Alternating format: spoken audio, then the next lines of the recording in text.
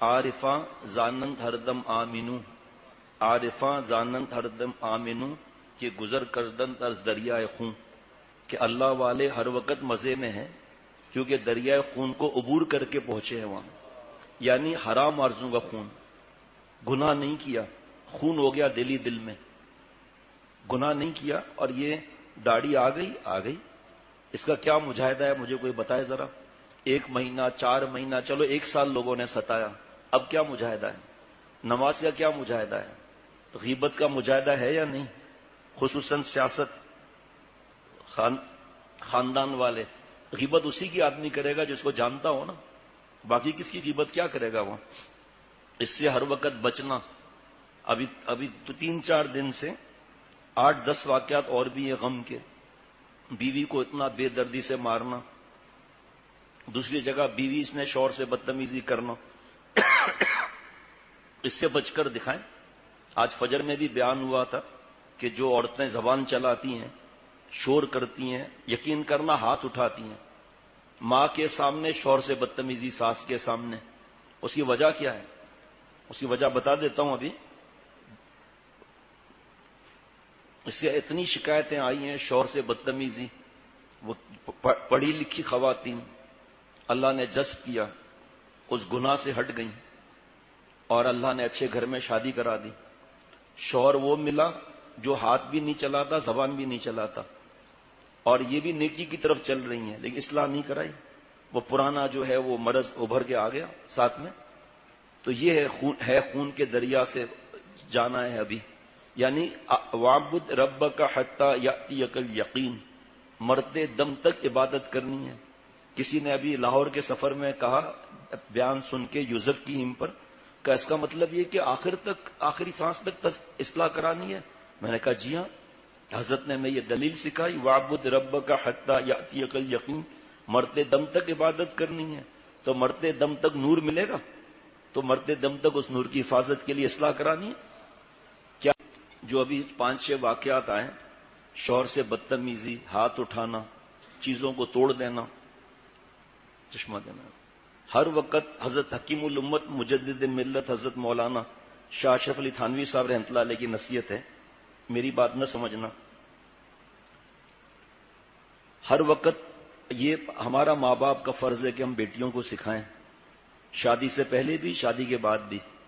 آپ سن لیں گے پھر آپ کہیں گے ہم۔ اور بیشتی زیور حصہ نمبر 4، میاں سے نباہ کرنے کا طریقہ، شوہر کے حقوق، اور 8ویں حصے میں سسرال میں رہنے کا طریقہ کون سکھاتا ہے؟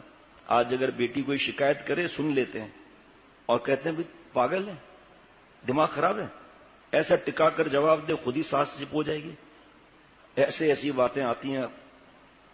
ہر وقت شوہر کا مزاج دیکھ کر بات کرو، اگر دیکھو اس وقت ہنسی اور دل لگی میں خوش ہے تو ہنسی دل لگی کرو، اور نہیں تو ہنسی دل لگی نہ کرو، جیسا مزاج دیکھو ایسی بات کرو۔ شوہر کا دل ہاتھ میں لیے رہو اور اس کے آنکھ کے اشارے پر چلو، شریعت اور سنت کے مطابق ہو، گناہ کی بات میں عمل نہیں ہے۔ اگر میں ابھی یہ بات کروں تو آپ لوگوں کو تو ہضم ہو جائے گا، آپ لوگ ماشاءاللہ نیک سمجھدار ہیں، اللہ کے لیے آئے ہیں۔ آپ کسی ایسے آدمی کو بتا دو جس کو دین کی سمجھ نہیں، وہ لڑ پڑے گا۔ اگر آپ کی ہماری ماں بہن بہو بیٹی کسی دلہن کو یہ بات بتا دے، وہ لڑ پڑے گی۔ کیا بات ہے کہ جب نکاح ہو گیا تو ماں باپ سے بڑھ کر حق شوہر کا ہے۔ ماں باپ کہہ رہے ہیں شوہر اجازت نہیں دے رہے، چلے آؤ، شوہر کی جائز باتوں میں اطاعت فرض ہے۔ آپ صلی اللہ تعالی وسلم کے پاس ایک خاتون نے پیغام بھیجا کہ میرے شوہر نے مجھے گھر سے نکلنے کو منع فرمایا، میرے بابا بیمار ہیں، آپ اجازت دے دیجئے۔ آپ صلی اللہ علیہ وسلم فرمایا شوہر نے منع کیا ہے، مفہوم عرض کر رہا ہوں، اجازت نہیں۔ پھر پیغام آیا کہ ابا کی طبیعت بہت ناساز ہو گئی ہے، آپ اجازت دے دیں، فرمایا اجازت نہیں۔ پھر پیغام آیا کہ ابا کا انتقال ہو گیا، فرمایا اجازت نہیں۔ بیوی نے عمل کیا۔ آگے دیکھیے آپ صلی اللہ علیہ وسلم نے فرمایا کہ جاؤ اس بیوی کو خوشخبری دو کہ اس نے رب کی بات اور نبی کی بات صلی اللہ علیہ وسلم اور شوہر کی بات مانی، اللہ تعالیٰ نے اس کی اطاعت کی برکت سے ان کے بابا کی مغفرت کر دی۔ بڑے جو ہوتے ہیں نا اللہ والے، ان کے انداز بھی عجیب ہوتا ہے. ہم نقل کرتے ہیں، ہمارا کیا انداز ہوگا. حضرت فرما دیتے کہ اے بہو بیٹیوں، اگر یہ وہاں چلی جاتی تو کیا آنسو بہاتی، کچھ صبر کی بات کرتی، تعزیت کرتی، مغفرت تو نہیں کرا سکتی تھی نا. اطاعت ایسی بات ہے، اللہ تعالیٰ اور نبی صلی اللہ علیہ وسلم اطاعت کرنا. اے عورتوں، یہ جو بدتمیزی، چلانا، شور کرنا، ہاتھ اٹھانا، بحث کرنا، یہ سب جتنی نالائکیاں ہیں اس کا جواب حضرت مجدد دے رہے ہیں. اے عورتوں، تم تو مردوں کے سامنے اتنی چھوٹی ہو کہ حدیث پاک میں آپ صلی اللہ علیہ وسلم کا ارشاد ہے، اگر میں خدا کے سوا کسی کے لیے سجدہ کرنے کی اجازت دیتا تو عورتوں کو حکم دیتا کہ اپنے خاوند کو سجدہ کیا کرے، کیونکہ یہ حکم نہیں. لیکن آپ صلی اللہ علیہ وسلم کے کلام نبوت وہ ایسے ہی نہیں ہوتا. اے بیویوں، کچھ ٹھکانہ ہے مرد کی عظمت کا. یہ جو میں نے عرض کیا نا کہ شوہر سے نبھا کرنے کا طریقہ، میاں سے نبھا کرنے کا طریقہ، شوہر کے حقوق، تقریباً 20 احادیث مبارکہ ہیں شوہر کے لیے. اور شوہر کے لیے الگ ہے، ماں باپ کے لیے الگ ہے، ساس سسر کے لیے الگ ہے. ہر ایک لڑ رہا ہے آج، میرا حق دو، میرا حق، اور اپنے فرائض کی فکر نہیں ہے. ہر ایک اس کی فکر میں. شوہر نے ظلم کیا، اس نے کیوں اللہ کی سفارش نہیں مانی، تو جھگڑا ختم ہی نہیں ہوگا یہ کبھی. شوہر کو حکم ہے کہ اتنی بیوی کی خطاؤں کو معاف کر جتنی اللہ سے معافی کرانی ہے. کتنا آسان ہے نا. نفسیاتی مریض ہو جاتے ہیں بیٹے اور بیٹیاں، ماں باپ کی لڑائی، طلاق کی دھمکیاں، گالیاں، تپڑیں، ماں کا رونا، چلانا. بیٹی بیچ میں آئی، بیٹی کو تھپڑیں مار دی، کپڑے پھاڑ دیے بیٹی کے باپ نے. یہ خبریں اخبار میں آتی ہیں کہیں بھائی؟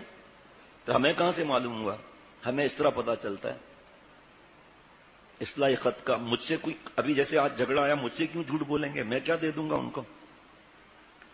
اگر خدا کے بعد کسی کے لیے سجدہ جائز ہوتا تو عورت کو مرد کے سجدے کا حکم ہوتا.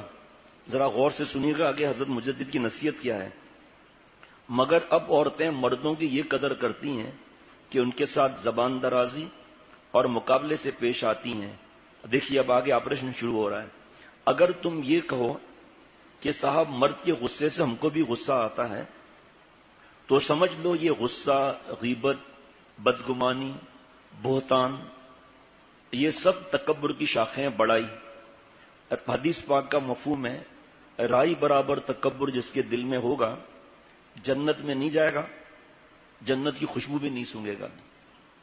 ٹھیک، یہ دوسری حدیث پاک کا مفہوم ہے. تکبر ہے کیا؟ بطر الحق غمت الناس، حق بات کو قبول نہ کرنا اور کسی انسان کو حقیر سمجھنا، حرام ہے یہ. اور عجب اور جہا کیا ہے کہ دوسروں کو حقیر نہیں سمجھ رہا، اوپر بیٹھا ہوں تو میں بڑا ہوں، میری تعریفوں میں ہوں ہی ایسا، اور اس تعریف پر اپنے آپ کو ویسا ہی سمجھنا، یہ بھی حرام ہے. اور ولایت کی آخری سرحد، حضرت تھانوی رحمۃ اللہ علیہ فرماتے ہیں اولیاء صدیقین کی آخری سرحد میں جا کر یہ دو مرض نکلتے ہیں. ایک طویل عرصے خط و کتابت اور اصلاح چاہیے، تب پتہ چلے گا میرے اندر تکبر ہے. اب سنو حضرت مجدد، اس میں ہمارے لیے بھی نصیحت ہے. غصہ تکبر سے آتا ہے، ہمیشہ اپنے سے چھوٹے یا برابر والے پر آیا کرتا ہے. جس کو آدمی اپنے سے بڑا سمجھا کرتا ہے اس پر کبھی غصہ نہیں آیا کرتا. اچھا، باپ سے بدتمیزی، سب آرڈینیٹ کو گالی دے رہے ہیں اور ایم پی کی پولیس نے آگے کھڑی ہوئی ہے، اس نے روک دیا کہ تم گاڑی غلط چلا رہے ہو، غصہ کر کے دکھائے. امیگریشن میں غصہ کر کے دکھائے، انکم ٹیکس میں، سیلس ٹیکس میں غصہ کر کے دکھائے، پتا چل جائے گا. کیونکہ ہماری ہمت ہی نہیں ہوگی. جس کو آدمی اپنے سے بڑا سمجھا کرتا ہے اس پر غصہ کبھی نہیں آتا. چنانچہ نوکر کو آقا پر غصہ نہیں آ سکتا، وہ چاہے اس پر کتنا ہی غصہ کرے، کیونکہ یہ اس کو اپنے سے بڑا سمجھتا ہے. بیویوں، تم کو مرد کے غصے سے غصہ آنا یہ بتلاتا ہے کہ تم اپنے کو مرد سے بڑا یا برابر درجے کا سمجھتی ہو، اور یہ خیال ہی سرے سے غلط ہے. بس تم اس خیال فاسد کو اپنے دل سے نکال دو.